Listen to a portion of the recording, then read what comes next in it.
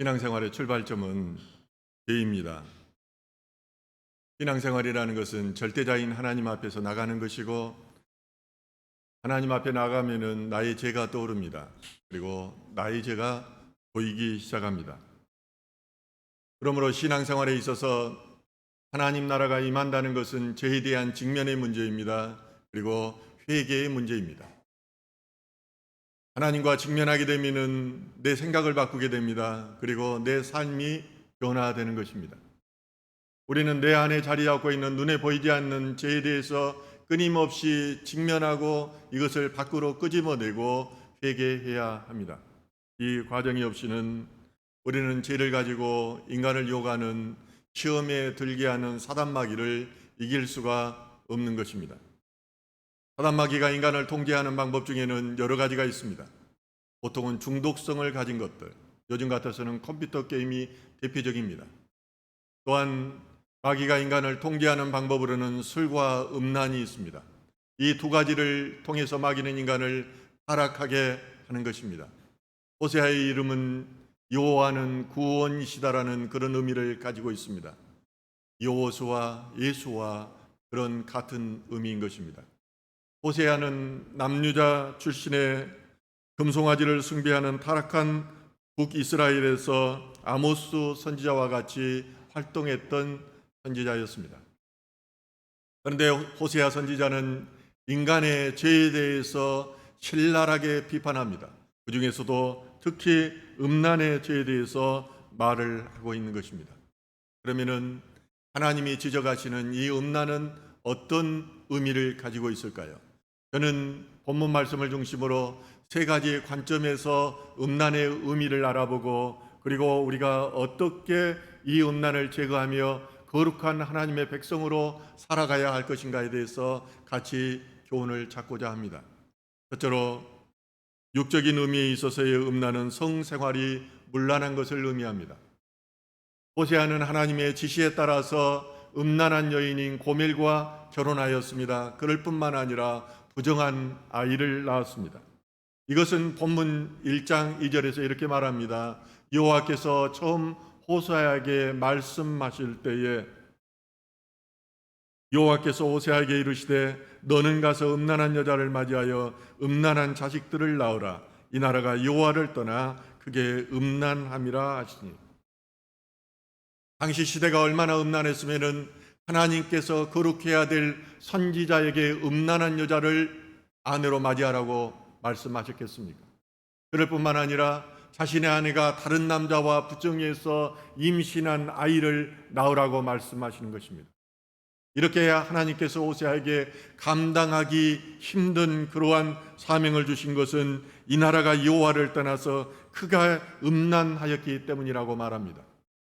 하나님이 아무리 음란한 이스라엘을 향해서 꾸짖어도 그들이 죄를 깨닫지를 못했습니다. 그러므로 이스라엘의 음란을 선지자가 그 삶을 통해서 그들에게 보여주라는 것입니다.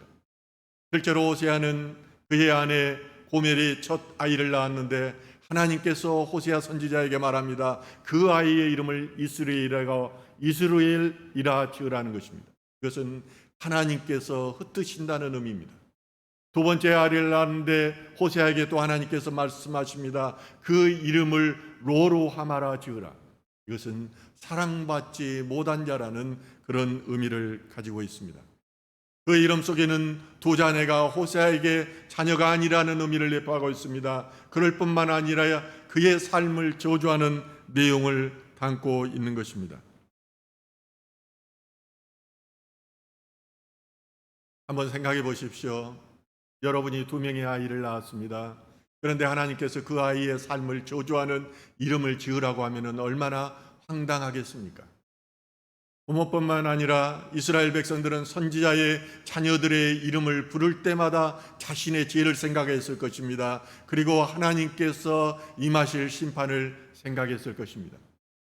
그래서 호세아의 아내 고멜의 음행은 여기에 그치지를 않습니다. 이제는 바람난 사내를 따라서 집을 나가버립니다. 그러나 더욱 황당한 것은 하나님께서 호세아에게 다시 돈을 주어서 그 고멜을 사오도록 하신다는 것입니다.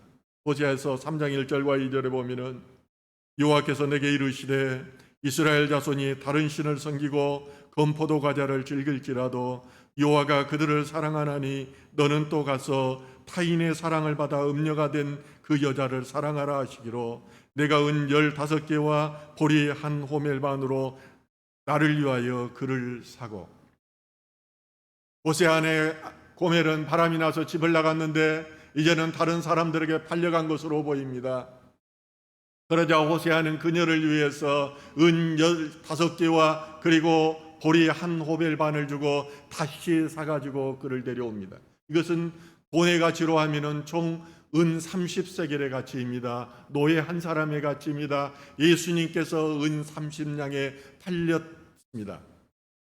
이 기막힌 운명을 호세아는 하나님의 말씀에 대한 순종으로 응답합니다. 그러함에도 불구하고 사랑하는 하나님의 사랑으로 응답한다는 것입니다. 이러한 내용은 2800년 전에 이스라엘에 있었던 이야기가 아닙니다. 오늘날 우리나라 우리들의 이야기입니다. 오늘날 너희가 그렇다는 것입니다. 가정이 음란하니 세상이 음란합니다. 그리고 그 세상 사람들이 교회에 들어오니 교회가 음란합니다. 부자교회를 한번 가보십시오. 그 교회가 얼마나 음란으로 가득 차 있는가를 여러분이 목도하게 될 것입니다. 그러므로 우리의 자녀들이 온통 음란물에 노출되어 있고 병들어 있습니다. 엠번방 사건은 그 대표적인 사례입니다. 한참 순수해야 될 우리들의 자녀입니다. 아름다운 꿈을 꾸어야 될 우리들의 자녀입니다. 이 청소년들이 성착취물을 텔레그램 채팅방에다가 올리고 그리고 일부 여성들을 협박하고 성폭행하기까지 했습니다. 그런데 정작 그 문제는 이러한 범죄 행위에 대해서 청소년들이 조금도 죄책감을 가지고 있지 않다는 사실입니다. 한마디로 음란이 청소년들 사이에서 놀이가 되어버렸습니다. 문화가 되어버렸습니다. 그만큼 세상이 타락한 것입니다. 호세아 선지자가 활동했던 여로보암 2세 때는 이스라엘이 가장 부강했던 때입니다. 부유하고 나라가 잘 나갔던 그런 때입니다. 그러므로 우리는 이 시대의 음란을 똑바로 보고 우리 안에 있는 음란을 제거해야 합니다. 두 번째로 영적인 의미에 있어서의 음란은 우상 숭배를 의미합니다. 이스라엘의 하나님은 유일하신 하나님입니다. 이 하나님이 이스라엘 백성들을 시내산 강야로 부르신 후에 주신 말씀의 첫 번째가 우상을 숭배하지 말라는 것이었습니다. 출애굽기 20장 3절과 5절에 보면은 너는 나 외에는 다른 신들을 내게 두지 말라. 너를 위하여 새긴 우상을 만들지 말고 또 위로 하늘에 있는 것이나 아래로 땅에 있는 것이나 땅 아래 물속에 있는 것의 어떤 형상도 만들지 말며 그것들에게 절하지 말며 그것들을 섬기지 말라. 나의 하나님 여호와는 질투하는 하나님인즉 나를 미워하는 자를 죄를 갚되 하나님께로부터 이들에게는 3, 4대까지 이르게 하느니라. 하나님은 우상 숭배에 대해서 구체적으로 말씀하십니다. 우상을 만들지도 말라는 것입니다. 우상에 절하지 말라는 것입니다. 우상에 섬기지 말라는 것입니다. 하나님은 질투하는 하나님이라고 말씀하십니다. 질투는 서로 사랑하는 관계 속에서 나오는 불타오르는 감정입니다. 호세아서에는 하나님과 이스라엘의 관계가 남편과 아내의 관계로 묘사됩니다. 요한계시록 19장 7절에는 하나님과 그의 택하신 백성과의 관계가 부부관계로 묘사됩니다. 예수님의 신부가 우리로 묘사되고 있습니다. 남편이 아내를 사랑한다는 것은 오직 자신만을 사랑한다는 전제 속에서 가능합니다. 그런데 하나님의 신부된 성도들이 단을 신을 섬긴다는 것은 음란하다는 것입니다. 하나님에 대한 불성실함으로 영적인 간음이었습니다. 그래서 우상 숭배하는 자에게는 죄를 갚되 아버지께로부터 아들에게까지 3, 4대까지 이르고 하나님을 사랑하고 그리고 계명을 지키는 자에게는 1000대까지 은혜를 베푼다고 말씀하고 있는 것입니다. 이스라엘이 계명을 듣고 말씀에 따라서 순종하는 삶을 살았을까요? 그렇지 않습니다. 이스라엘 백성들은 하나님의 은혜를 잊어버렸습니다. 항을 피우고 항을 살라서 바알들을 섬기러 떠났습니다. 이스라엘은 성전에서 종교적인 신녀들과 성회기를 하였으며 사마리아를 포함한 이방 신전에서 소와 양이 우상에게 절하고 희생제를 올렸습니다. 호세아서 2장 2절에 너희 어머니와 논쟁하라. 그는 내 아내가 아니요 나는 그의 남편이 아니라 그가 그의 얼굴에서 음란을 제하게 하고 그 유방 사이에서 음행을 제하게 하라. 여인의 얼굴과 유방은 특별한 성적 특징을 나타냅니다. 그러므로 호세아는 고멜의 얼굴과 유방 사이에서 음란과 음행을 제하라고 말합니다. 왜냐하면 그네의 유방과 그리고 얼굴 사이에서는 음란한 표정과 행동이 가득 차 있었기 때문입니다. 이것은 하나님께서 이스라엘 백성들의 영적 음란을 지적하신 것입니다. 이스라엘 백성들이 자신들의 영적 음란의 길을 우상 숭배를 완전히 모두 제거하라는 것입니다. 오늘 본문 2장 5절에는 또한 이렇게 말합니다. 그들의 어머니는 음행하였고 그들을 음식했던 자는 부끄러운 일을 행하였나니 이는 그가 이르기를 나는 나를 사랑하는 자들을 따르리니 그들이 내 떡과 내 물과 내 양털과 내 상과 내 기름과 내 술들을 내게 준다 하였습니다. 부패한 이스라엘 백성들은 우상들이 자신들에게 그 무엇을 해줄 것으로 생각했습니다. 고대 우라리 자손들은 바알이 내린 그 비 덕분에 농작물이 풍성하게 얻을 수 있다고 이렇게 기록하고 있습니다. 이스라엘 백성들은 바알이 내 떡을 준다고 생각했습니다. 내 물을 준다고 생각했습니다. 내 양털과 내 상과 내 기름과 내 순들을 내게 준다고 생각했습니다. 그들은 하나님께서 물질적으로 어려움을 당하지 않도록 축복해 주셨음에도 불구하고 그것을 깨닫지 못했습니다. 그리고 하나님께로부터 떠나갔던 것입니다. 그러므로 이스라엘 백성이 아수르에 멸망한 이유가 바로 하나님의 첫째 계명인 다른 신을 섬기지 말라는 그 계명을 어겼기 때문입니다. 에스겔서 23장 30절은 이렇게 말합니다. 내가 이같이 당한 것은 내가 음란하게 이방을 따르고 그 우상들로 더럽혔기 때문이로다. 하나님이 가장 싫어하는 우상 숭배의 죄가 이스라엘을 멸망하게 하였던 것입니다. 저는 하나님께서 직접 음성으로 들려주시는 소리를 들었습니다. 그것은 우상을 숭배하는 자는 하나님이 사랑하지 않는다는 것이었습니다. 저는 하나님께서 가장 싫어하는 것이 우상 숭배라는 것을 그 음성을 듣고 알았습니다. 이스라엘 백성들이 축에 급하여 시딤에 머물러 있을 때의 범한 죄악은 음행과 우상 숭배였습니다. 민수기 25장 1절에서 3절까지 보면 이렇게 기록합니다. 이스라엘이 시딤에 머물러 있더니 그 백성이 모함 여자들과 음행하기를 시작하니라. 그 여자들이 자기 신들에게 제사할 때에 이스라엘 백성을 청하며 백성이 먹고 그들의 신들에게 절함으로 이스라엘이 바알볼에게 가담한지라. 여호와께서 이스라엘에게 진노하시니라. 고대 근동의 우상 숭배는 대부분 난잡한 성행위를 그 의식의 일부로 포함하고 있었습니다. 어떤 나라에서는 처녀들이 결혼하기 전에 신전에 가서 모르는 외간 남자와 같이 하룻밤을 지내고 나서 결혼했습니다. 그리고 나서 여신의 이름으로 동전 하나를 던져주면 이것을 받고 결혼을 허락받았습니다. 그리고 어떤 안 생긴 여인 같은 경우에는 3년 동안이나 신전에서 기다렸다는 그런 기록도 있습니다. 또한 어떤 이방 나라에서는 1000명이 넘는 여사제들이 신전에서 공식적으로 창기 역할을 하기도 했습니다. 이처럼 이방신들의 제사는 음란이 동반되었습니다. 이것이 그들의 신앙이고 그들의 문화라는 것입니다. 음란이 신앙이고 문화이니 아무런 죄책감이 없습니다. 일반화되었기 때문입니다. 그런 이유로 얼마나 달콤합니까? 한번 이방신에 빠지면은 그 달콤함에 빠져서 이제 헤어나지를 못하는 것입니다.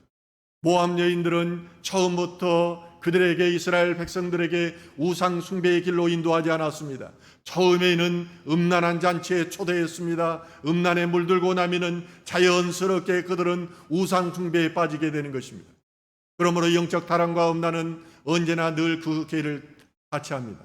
음란하면 성령이 내 안에 임하지 않습니다. 성령이 영적으로 타락하면은 사단이 음란하게 하는 것입니다. 고린도전서 3장 16절에서는 이렇게 말합니다. 너희는 너희가 하나님의 성전인 것과 하나님의 성령이 너희 안에 계시는 것을 알지 못하느냐. 구약 성경에 있어서 성전 안에 하나님이 임재했습니다. 그러나 성령의 시대의 신약 시대에는 성령이 내 안에 거주함으로 내가 성전이고 내 안에 하나님 성령께서 계신다는 것입니다. 우리 인간은 육으로만 존재하지 않습니다. 또한 영으로만 존재하지 않습니다. 그러므로 둘의 관계는 불가능의 관계입니다. 그리고 치유에 있어서도 전인적 치유해야 됩니다. 그리고 전인적 신앙생활에 필요한 것은 영국 간의 강건하여야지만이 우리가 건강한 신앙생활을 할 수가 있기 때문입니다. 그러므로 우리는 우상숭배와 같은 영적 음란을 제거해야 합니다. 세 번째로 세속적 의미에 있어서의 음란은 세상 사랑을 의미합니다. 하나님보다 세상을 사랑하는 것도 우상입니다. 때로는 돈도 우상입니다. 그리고 이념이나 국가도 우상이 될 수 있습니다. 복음이 전해지지 않고 막혀서 이 힘든 시기에 주님께서는 울고 있는 시대에 국기와 또한 국가를 이념을 숭배한다고 태극기를 앞에 짓고 나오는 것도 우상입니다. 그러나 이 모든 것들은 세상으로 대표됩니다. 따라서 음란하다는 것은 세상을 사랑한다는 의미를 가집니다. 세상을 사랑하는 사람의 특징은 매우 자기중심적입니다. 자아가 매우 강합니다. 그러므로 세상을 사랑하면 하나님의 말씀을 거역하고 세상의 가치를 추구하게 되어 있는 것입니다. 호세아서 4장 1절과 2절은 이렇게 말합니다. 이스라엘 자손들아 여호와의 말씀을 들으라. 여호와께서 이 땅 주민과 논쟁하시나니 이 땅에는 진실도 없고 인애도 없고 하나님을 아는 지식도 없고 오직 저주와 속임과 살인과 도둑질과 간음뿐이요 포악하여 피가 피를 뒤엎음이라. 하나님께서 이스라엘 백성들과 정론하십니다. 하나님은 절대자이십니다. 정돈한다는 것은 심판하신다는 말씀입니다. 하나님이 심판하시니 이 땅에는 진실이 없습니다. 이 땅에는 인애가 없습니다. 하나님을 아는 지식도 없다고 하나님께서는 말씀하십니다. 이스라엘은 기본적으로 하나님을 알지 못했기 때문에 망하였다고 말라기서는 말합니다. 그들은 하나님을 알지를 못했습니다. 하나님을 알지 못했기 때문에 선택된 민족은 버리지 않는다고 그들은 생각했습니다. 바알을 섬기면서도 절기마다 하나님을 찾으면 아무런 문제가 없을 것이라고 그들은 생각했습니다. 그들은 말합니다. 우리가 언제 하나님을 안 섬겼습니까? 그러나 하나님은 우리가 온전히 섬기시기를 원하십니다. 한 여인이 남편을 사랑하면서 다른 마음을 1%라도 다른 마음을 품는다면 그 남편을 사랑하는 것이 아닙니다. 세상과 하나님을 동시에 섬기는 것은 하나님을 섬기는 것이 아닙니다. 이런 사람에게는 하나님이 역사하지 않는 것입니다. 그들은 하나님을 알지 못했기 때문에 고아와 가부와 그리고 나그네를 섬기라는 하나님의 인애의 말씀을 저버렸습니다.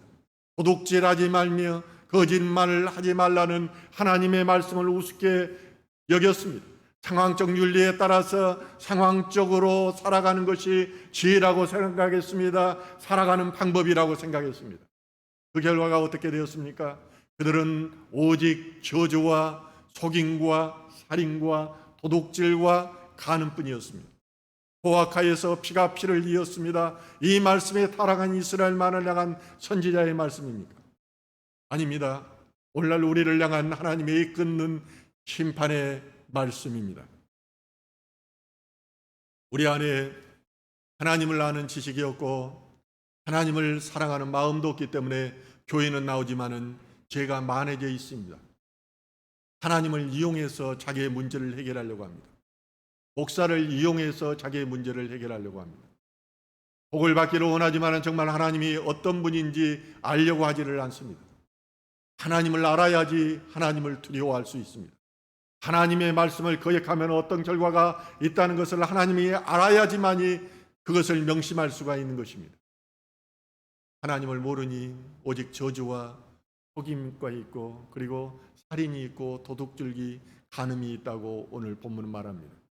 그럴 뿐만 아니라 서로가 서로를 미워합니다. 그리고 폭력적으로 대함으로 피가 풀을 부르는 것입니다. 하나님을 알지 못하면 믿음이 생기지가 않습니다. 믿음은 하나님을 아는 만큼 생깁니다. 믿음이 없이는 하나님을 기쁘시게 하지도 않습니다. 히브리서 11장 6절에는 이렇게 말합니다. 믿음이 없이는 하나님을 기쁘시게 하지 못하나니 하나님께 나아가는 자는 반드시 그가 계신 것과 또한 그가 자기를 찾는 자들에게 상 주시는 이심을 믿어야 할지니라. 우리는 믿음 없이 교회를 다닐 수 있습니다. 믿음 없이 기도할 수 있습니다. 믿음 없이 찬양할 수도 있고 믿음 없이 봉사할 수도 있습니다. 하지만 믿음이 없이 하나님을 기쁘시게 하지는 못합니다. 하나님을 기쁘시게 해야 하나님께서 일하시고 역사하시고 내 안에 내주하시는데 이 역사가 나타나지 않는다는 것입니다. 믿는 자는 하나님께 나아가면 반드시 그가 계신 것과 또한 그가 자기를 찾는 자들에게 상 주시는 이심을 알게 되는 것입니다. 그래서 천국의 상급을 받으려고 더 잘 나가는 것입니다. 그래서 바울은 내가 달리는 마라톤 선수와 같이 그 상급을 받기 위해서 달려간다고 이렇게 말하는 것입니다. 저는 20여 년 전에 유럽 여행을 하면서 이용규 선교사의 내려놓음이라는 책을 읽었습니다. 이 책을 읽으면서 여행 가운데 계속해서 내려놓아야 되겠다고 생각했습니다. 그런데 이용규 선교사의 믿음은 이렇게 말합니다. 믿음의 한 발을 가로막는 큰 방해 요소가 있는데 그것은 바로 나 자신이라고 그렇게 지적하고 있습니다. 바로 다른 사람들을 의식하는 태도가 믿음을 가로막는다는 것입니다. 많은 사람들은 사람들이 나를 어떻게 생각할까 그리고 나를 어떻게 판단할 것인가라고 하는 생각 때문에 믿음의 나리로 나가지를 못합니다. 아브라함이 하나님의 말씀을 따라서 고향과 친척과 그리고 아버지의 집을 떠났을 때 얼마나 다른 사람들이 말렸겠습니까? 이 시대에는요, 부족 공동체 사이에서 부족을 떠나면 죽음이었습니다. 적들과 짐승들의 끊임없는 유험이 있었기 때문입니다. 또한 노아가 마른 하늘에 120년 동안 방주를 짓고 있을 때 얼마나 많은 사람들이 손가락질하며 그에게 비웃었겠습니까? 저도 내려놓는데 가장 힘들었던 것이 사람들의 눈이었습니다. 직장 다닐 때 저는 살아있는 신화라는 말도 들었습니다. 하는 일마다 잘 됐습니다. 그런데 제 자신이 내려놓으면 얼마나 많은 사람들이 실패자라고 비웃을 것인가가 저는 가장 두려웠던 것입니다. 그러나 그런 생각이 세상 사랑이었습니다. 이 생각을 끌어버리지 않는 한 저는 한 발자국도 하나님 앞에 나갈 수가 없었습니다.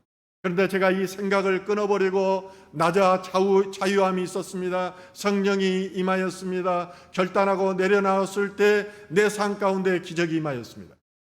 제가 세상 사랑이라는 우상을 부숴버렸을 때 하나님께서 빛으로 보호해 주셨습니다. 예수님은 자기 중심적이고 세상을 사랑하는 사람들에게 이렇게 말씀하십니다. 마태복음 23장 28절 말씀입니다. 이와 같이 너희도 겉으로는 사람에게 옳게 보이되 안으로는 외식과 불법이 가득하도다. 원문 성경에는 이렇게 기록합니다. 이와 같이 너희도 겉으로는 사람들에게 의롭게 보이지만은 속은 유성과 불법으로 가득 차 있다. 이것은 저를 포함한 우리 모두를 향한 말씀입니다. 예수님은 우리 안에 있는 것들을 다 알고 계십니다. 멀리서도 나다니엘을 보고 너가 참 이스라엘이라고 말합니다. 네가 정직한 자라는 것입니다. 가룟 유다에게도 너는 나를 배반할 것이라고 미리 말씀하십니다. 그래서 예수님은 유선으로 가득 찬 사람들을 의지하지 않았습니다. 단지 하나님만 의지했습니다. 사랑하는 성도 여러분, 세상을 의지하지 마십시오. 세상은 여러분들이 생각하는 것처럼 여러분들에 대해서 관심이 없습니다. 여러분들이 힘들고 어려울 때 세상이 여러분들을 돕는 것이 아닙니다. 하나님이 도우시는 것입니다. 그러므로 우리는 하나님을 믿는다고 하면서 세상을 사랑하는 혼합주의로부터 이것으로부터 단절해야 됩니다. 물이 100도가 되어야 끓듯이 하나님에 대한 헌신은 100도가 되었을 때 능력이 나타납니다. 하나님을 감동시키는 믿음을 드러내 보이십시오. 그러면 하나님이 기뻐하실 것입니다. 우리는 어둠의 자식이 아니라 빛의 자녀입니다. 하나님이 빛이시고 예수님이 빛이시고 말씀이 빛입니다. 이 빛이 우리 안에 들어와야 됩니다. 지난 목요기도회 때 너는 빛의 자녀라. 내가 너에게 빛을 주겠노라. 이 말씀이 들어오면서 온몸에 진동이 왔습니다. 빛의 자녀에게는 주님께서 빛으로 보호해 주십니다. 이 빛이 퍼져나가는 것입니다. 이게 복음인 것입니다. 빛의 자녀는 육적인 음란과 영적인 음란인 우상숭배와 세속적인 음란인 세상 사랑을 멀리합니다. 오직 순결함과 정직함으로 성령의 이끌림을 받아 말씀에 순종하는 삶을 살아가는 것입니다. 그러므로 우리는 세상 사랑이라는 음란을 제거해야 합니다. 그리고 우리 안에 빛이 비춰서 나 안에 있는 어둠의 세력들이 물러나게 해야 하는 것입니다. 로마서 13장 13절은 이렇게 말합니다. 밤이 깊고 낮이 가까웠으니 그러므로 우리가 어둠의 일을 벗고 빛의 갑옷을 입자. 나대와 같이 단정히 행하고 방탕하거나 술 취하지 말며 음란하거나 호색하지 말며 다투거나 시기하지 말고 오직 주 예수 그리스도로 옷 입고 정욕을 위하여 육신의 일을 도모하지 말라. 때가 악합니다. 그리고 밤이 더욱 깊어지고 있습니다. 많은 하나님의 사람들은 주님께서 오실 날이 멀지 않았다고 말합니다. 그만큼 어둠이 깊다는 것입니다. 주님께서 오시면은 빛의 자녀들은 빛의 나라로 들어가게 됩니다. 그것이 바로 천국입니다. 하나님 나라입니다. 그러나 여전히 어둠 가운데 있었던 어둠의 자녀들은 영원한 불 속으로 들어갑니다. 그것 또한 불 속이기 때문에 빛이 있을 거라고 생각하는데 캄캄한 불입니다. 지옥은 유황불 속에서 끓어오르지만 거기는 빛이 없는 것입니다. 어둠 속에 고통만이 있는 것입니다. 그러므로 우리는 빛 가운데 있는 것과 같이 단정히 행하고 방탕하거나 술 취하지 말아야 됩니다. 술과 음란은 마귀가 주는 것입니다. 오직 빛의 자녀된 우리들은 오직 예수 그리스도로 옷 입어야 됩니다. 거짓은 모양새라도 내세는 안 됩니다. 호세아서의 결론은 그렇습니다. 이스라엘아 내 하나님 여호와께로 돌아오라. 호세아서 14장 1절 말씀인데 같이 한번 읽을까요? 14장 1절 결론이기 때문에 같이 읽겠습니다. 구약 성경 1269면에 있습니다. 다 같이 읽을까요? 이스라엘아 내 하나님 여호와께로 돌아오라. 내가 불의함으로 말미암아 엎드려 졌느니라. 아멘. 사랑하는 성도 여러분, 믿음은 선택의 문제가 아닙니다. 삶과 죽음의 문제입니다. 하나님께로 돌아야 됩니다. 하나님께로 돌아와 예수 그리스도를 믿을 때 생명이 있는 것입니다. 죽는다는 것은 아무것도 아닙니다.